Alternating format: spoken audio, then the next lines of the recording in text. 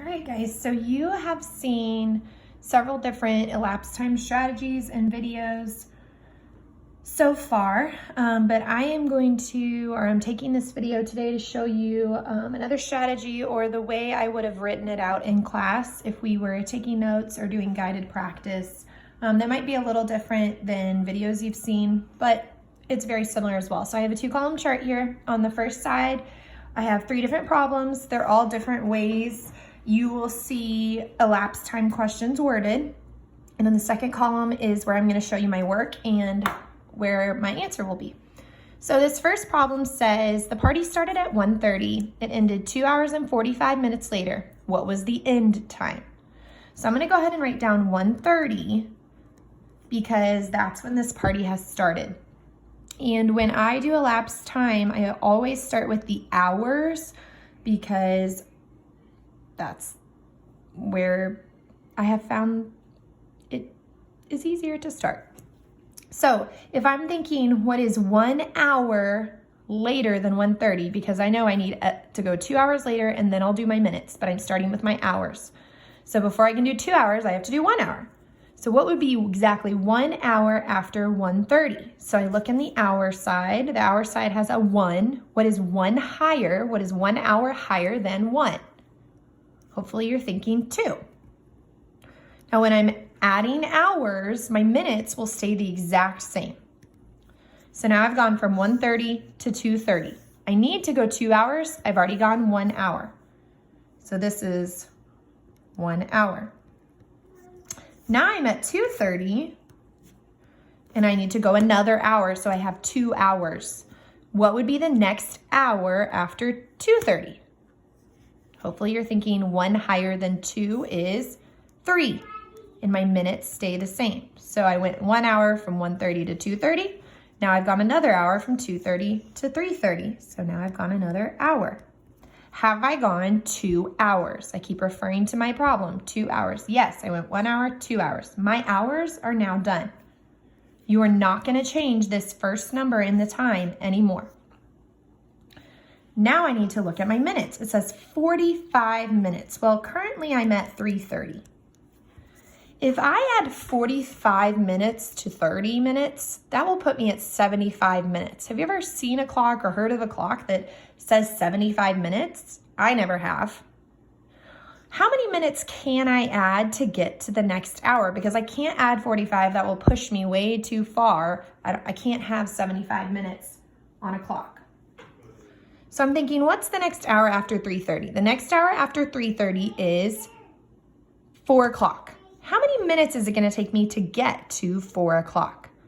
So 30, 40, 50, 60 minutes. So that's 30 more minutes. So I'm only going to go those 30 minutes first. So that puts me at 4 o'clock. I just went 30 minutes because I can't go 45. That was way too far. I need to just go the 30. It says 45 right here though. So if I already went 30 minutes, now I only need to go 15 more minutes. So I've hit 4 o'clock. If I go 15 more minutes, because it says 45, I already went 30, I need 15 more. That puts me at 4:15 because I went those 15 minutes. So now I went 2 hours and 45 minutes. My end time is 4:15. Okay? So I write the times, I do my hours first, and then I do my minutes.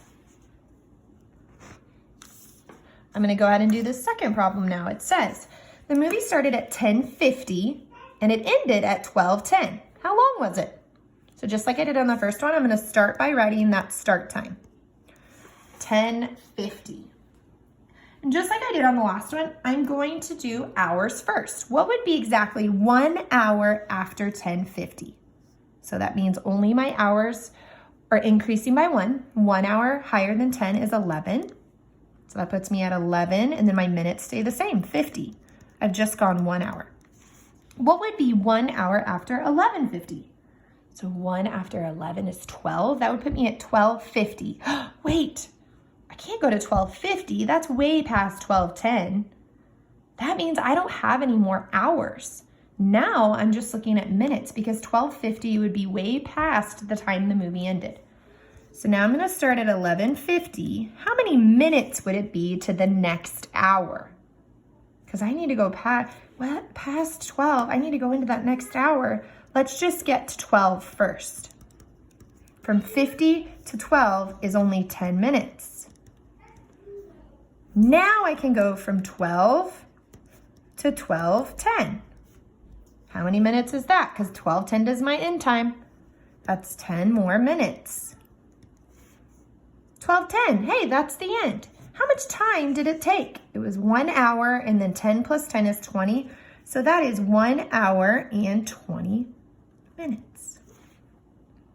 So you'll notice on both of these, when I had minutes that were far into the next hour, I only added to the next hour, and then I added more minutes. I did the same thing here. I went to the next hour, and then I added the minutes that I needed. The last one says the soccer game ended at 5:45. It started 1 hour and 5 minutes earlier. What time did it start? So if I have the end time, but I don't have the start time, I'm going to be subtracting minutes. I'm going to start with 5:45. Now I need to go 1 hour and 5 minutes earlier. So what's 5:45 minus an hour? So that means my hour should be going down 1. So that would put me at 4:45. That's 1 hour .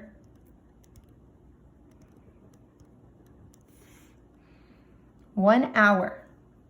Now they told me, hey, I need 5 minutes earlier than that. So I'm gonna look in my minutes now. I'm done with my hours. I'm gonna go 4:45. What's 5 minutes less than 45 minutes? So hours stay the same. 5 minutes less than 45 is 40. That's 5 minutes. So your soccer game would have started at 4:40. Now, maybe for a lot of you, the number line strategy has worked really well. Maybe this one will help some of you. I know that seeing each hour and minute and writing it like this really does help me. So this might be a strategy you want to try and practice as you're doing review games or practice questions. Thanks for watching. You can pause it right here if you want to be able to look back at this, and it can help you hopefully. All right, thanks guys. Bye.